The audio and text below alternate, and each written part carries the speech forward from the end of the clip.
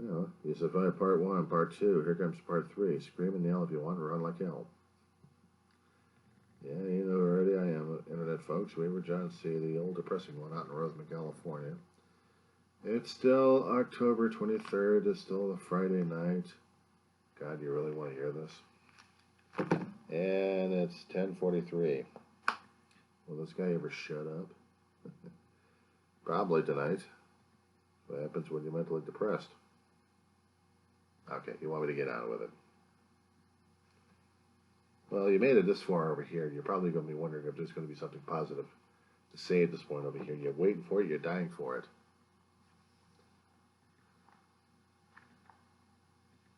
I would probably tell you to take out a coin and flip the damn thing in the air. And then watch it land. And say, those are your chances right there, 50-50.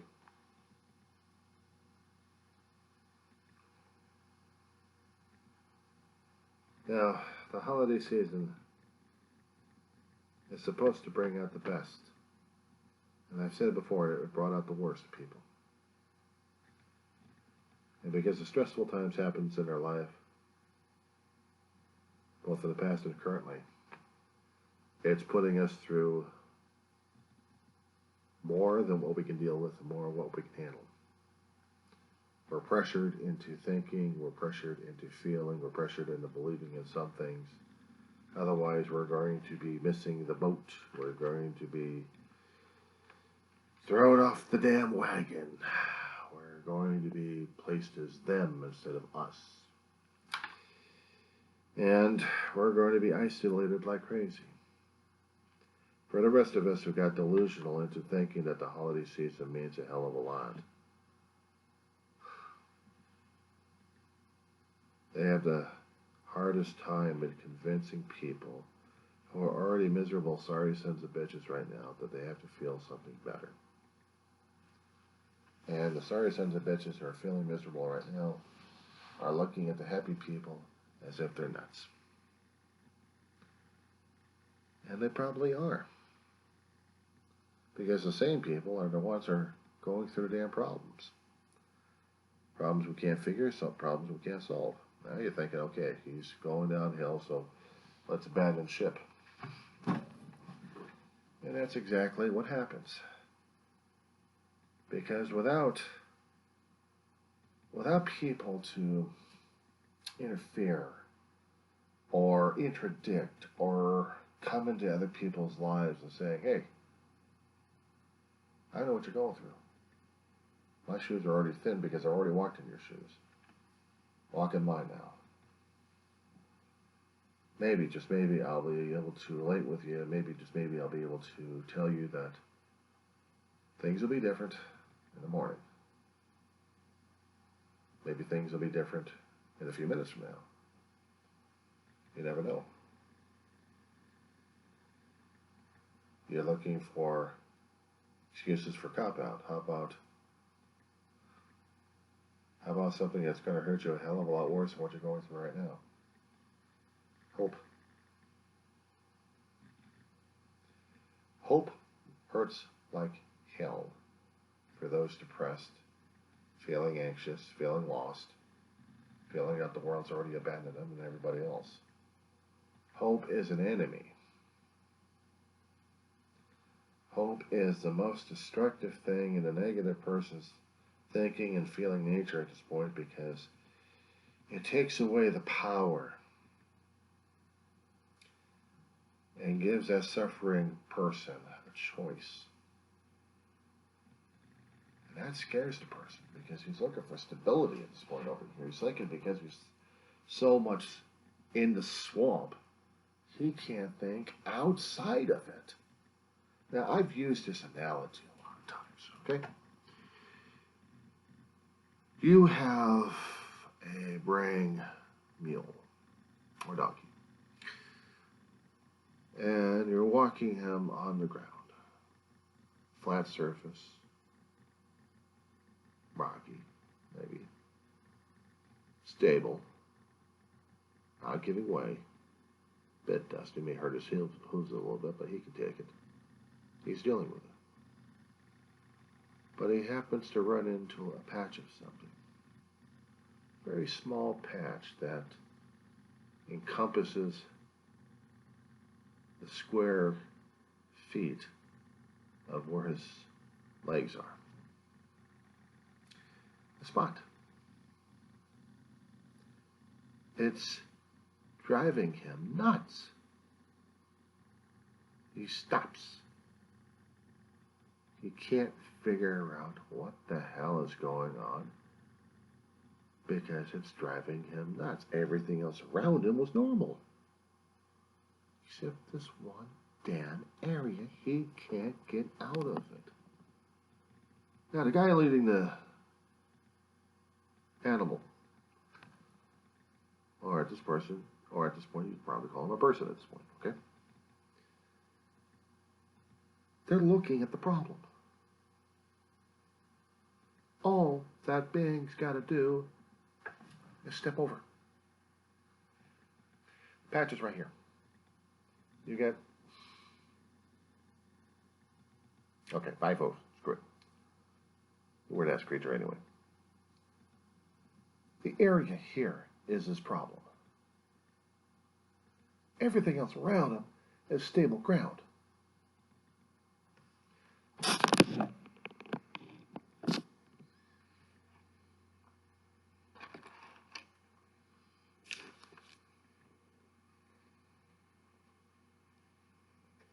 Use this for an example. The creature's right here. You're noticing what's around here. This is for demonstration purposes. See this? Flat surface? Notice what he's in. He doesn't like this. It's driving him crazy. It's sending a hell of a lot of impulses to his brain. And it's driving him nuts. He can't figure it out for the life of him. No matter how many times somebody is trying to pull him, he can't be moved. He's pulling and pulling and pulling and pulling. And this guy, this being, is freaking because he can't get off the damn thing. He can't even move 1 foot and touch this. Stability. Safety, security. Normalcy, understanding. His usual way of life. Or, at this point, out of the box, basically.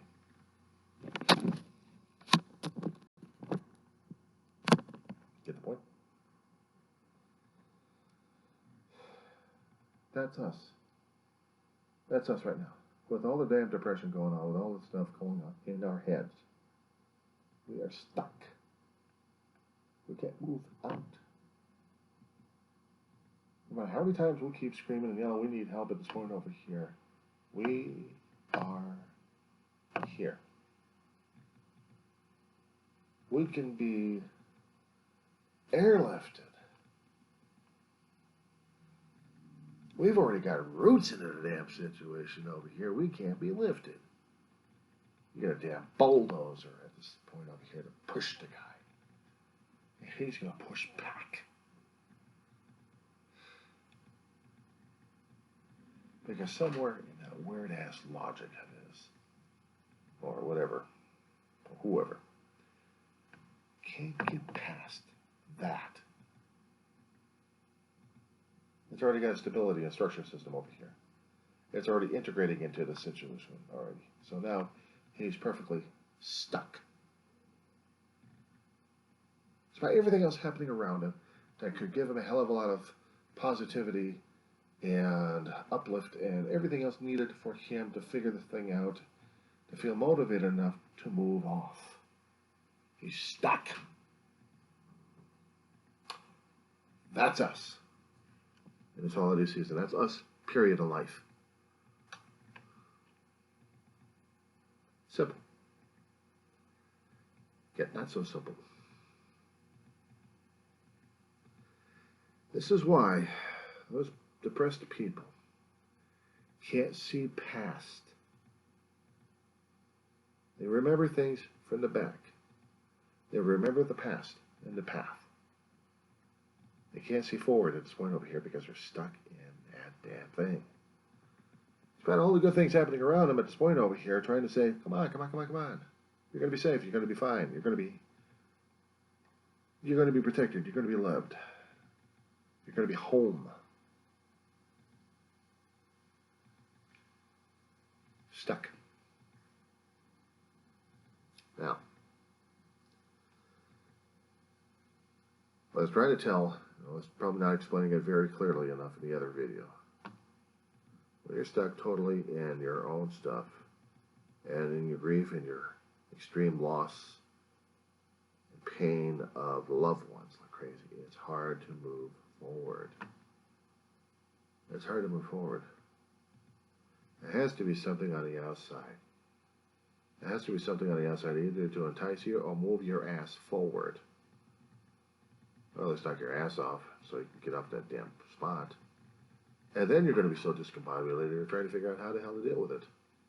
And everything else happens at the same time, and you're fighting it off left and right. You're learning how to fight and survive. So when you're going through it, you're already past your spot, but you're moving forward, and you're fighting mad. There's no happiness and joy just yet. You're not at that level. You're at the survival level. And for me,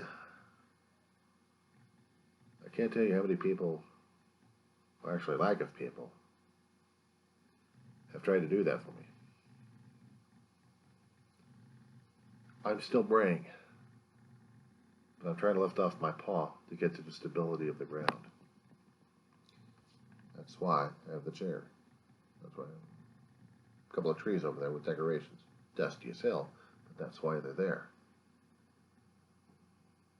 A representation of something more positive in my life. I wear this shirt because it fits me. What drives me crazy is I have another shirt like this, but it has their dates of passing. I don't wear that. I have it, I don't wear it. I'll wear this, I'll get it dirty. They throw it in the wash and throw some bleach on the damn thing and see what happens. However, I can't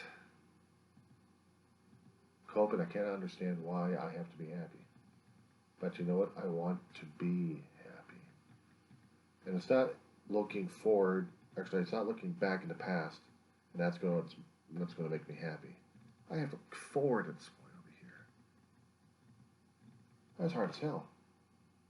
That's hard as hell because looking forward is scary as hell. We don't know what the hell to expect.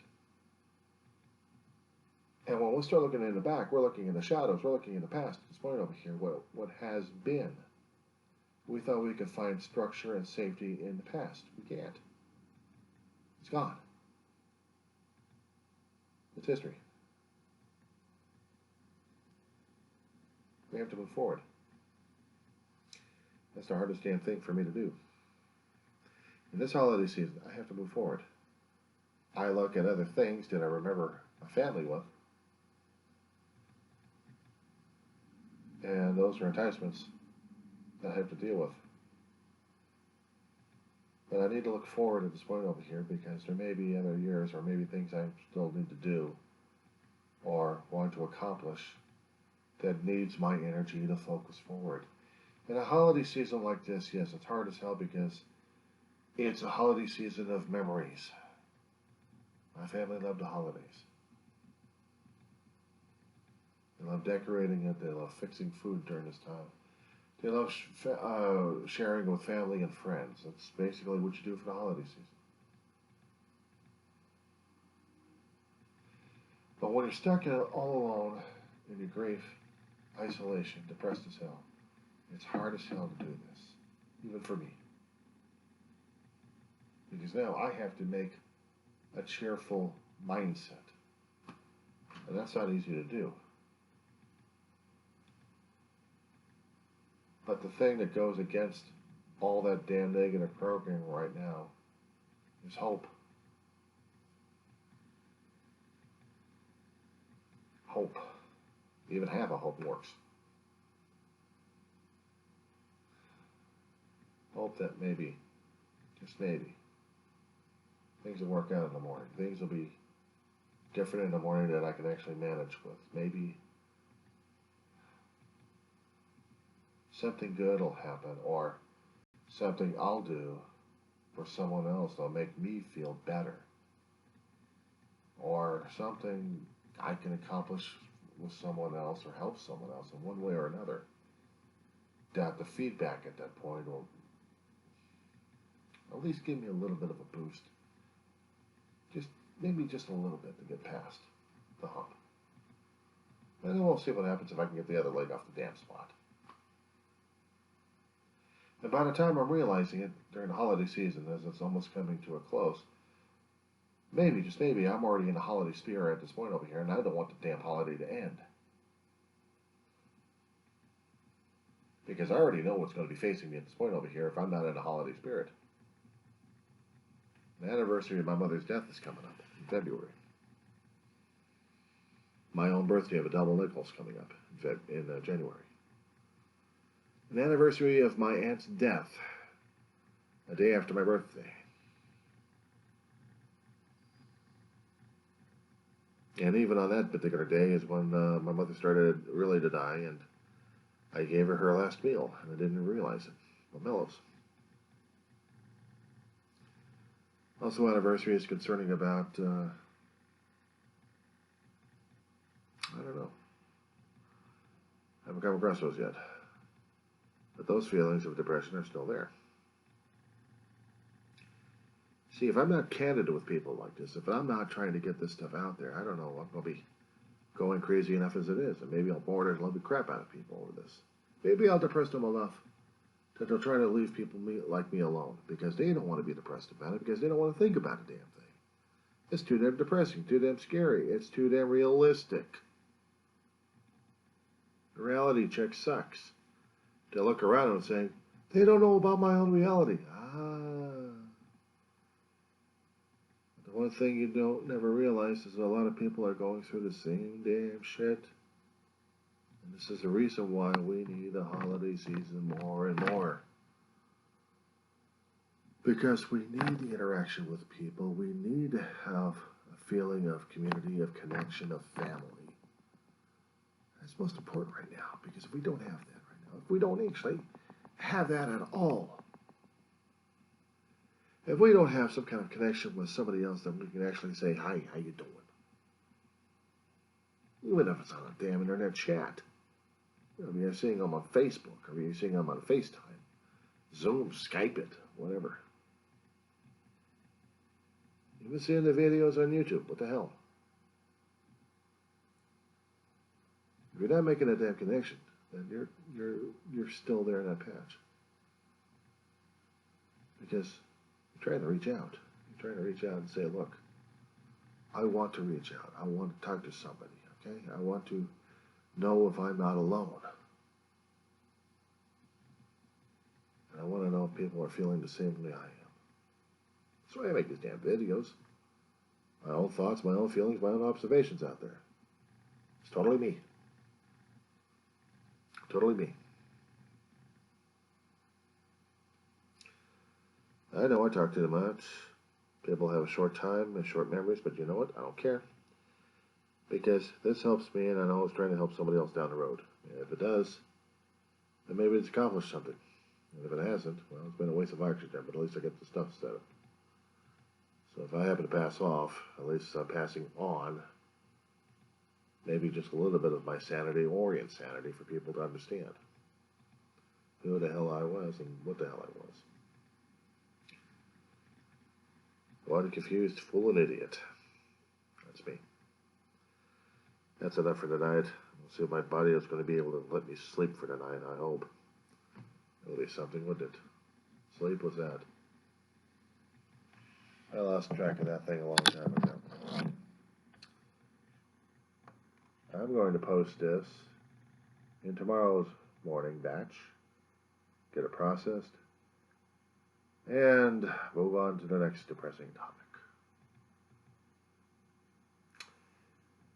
Hopefully I'll get a couple of more done before Halloween, or maybe I'll do some on Halloween, who knows?